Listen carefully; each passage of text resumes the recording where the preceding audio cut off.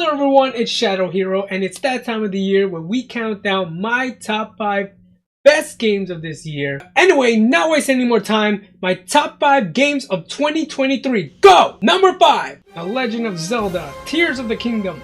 Taking what we already love about the original and giving us a new story, new characters, new areas to explore, and new mechanics. I mean, I'm too stupid and lazy to do all those elaborate monstrosities that you see people do online. But the fact that the possibilities are there, it's awesome. It just feels great to jump back into this world again with all the additions and improvements made. Speaking of improvements, Ganon's crazy ass build? You know his look from Ocarina, Twilight Princess, and Hyrule Warriors? Yeah, miss me with all that. Yeah, this game is basically one big DLC expansion. More of the same with just a bunch of new added features, but that doesn't stop it from being one of the best games of this year. And whether or not our next Zelda adventure will take us back here, or using the same go wherever you want to go mechanic, I don't know. All I know, if it's a new Zelda game, day one we there. Number 4, Hogwarts Legacy.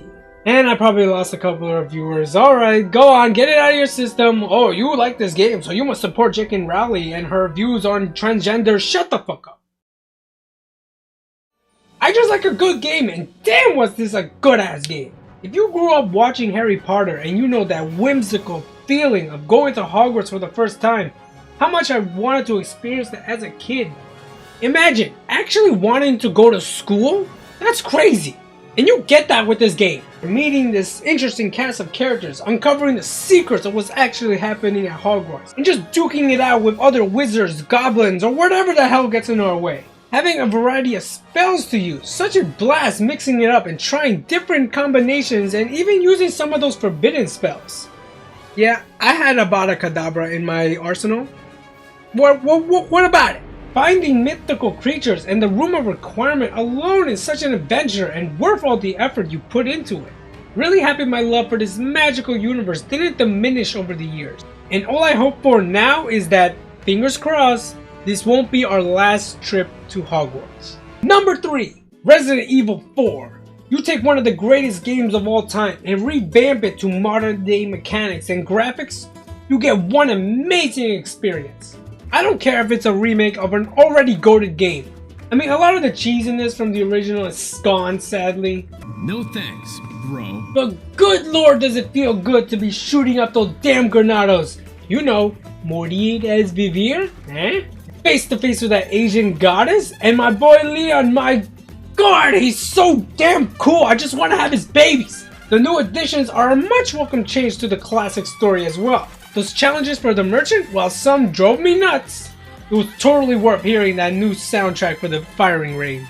And even the new lighting and the ambience of the environment really makes it feel like a horror game.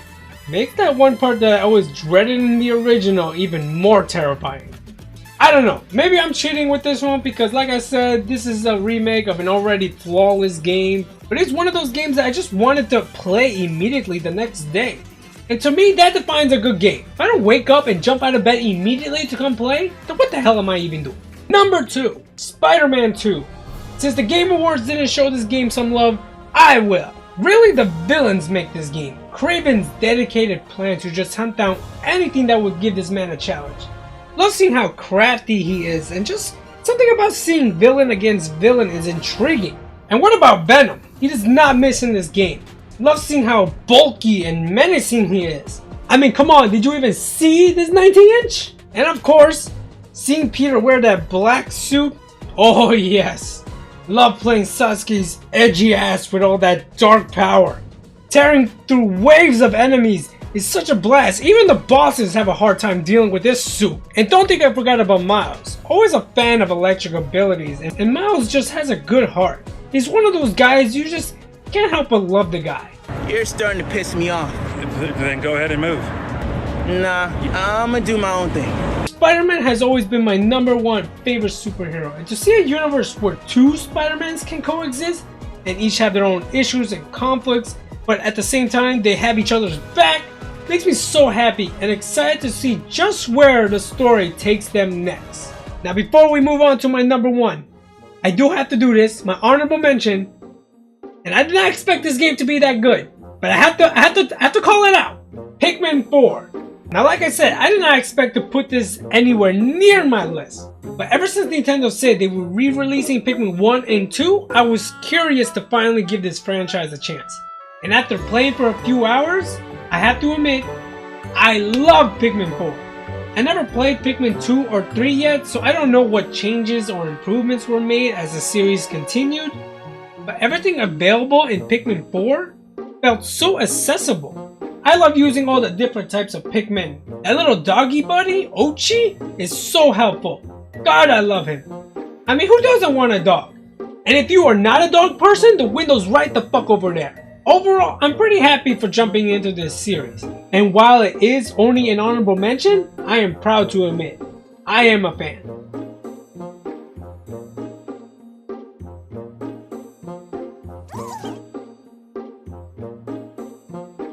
Anyway, for the last spot, the last game that I enjoyed out of everything out of this year, number 1, Lies of P. Ever since I played Elden Ring, I grew to love these types of games.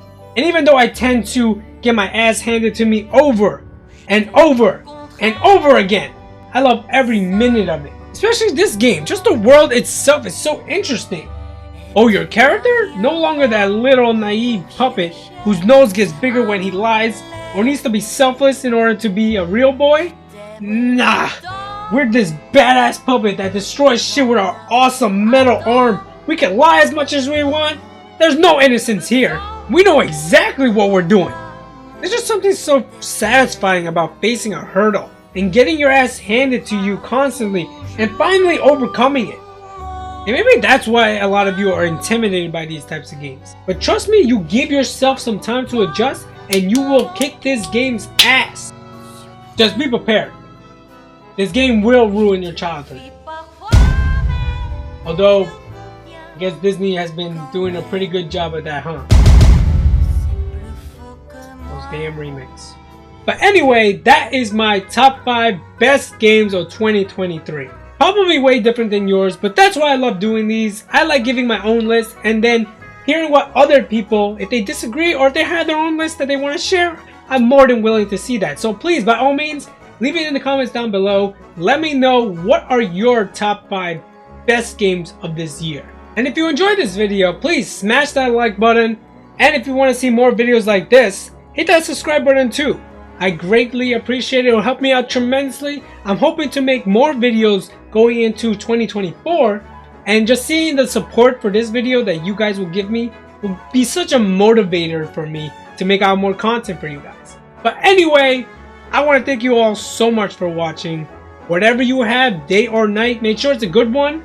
Take care of yourselves. And as always, until next time, bye-bye.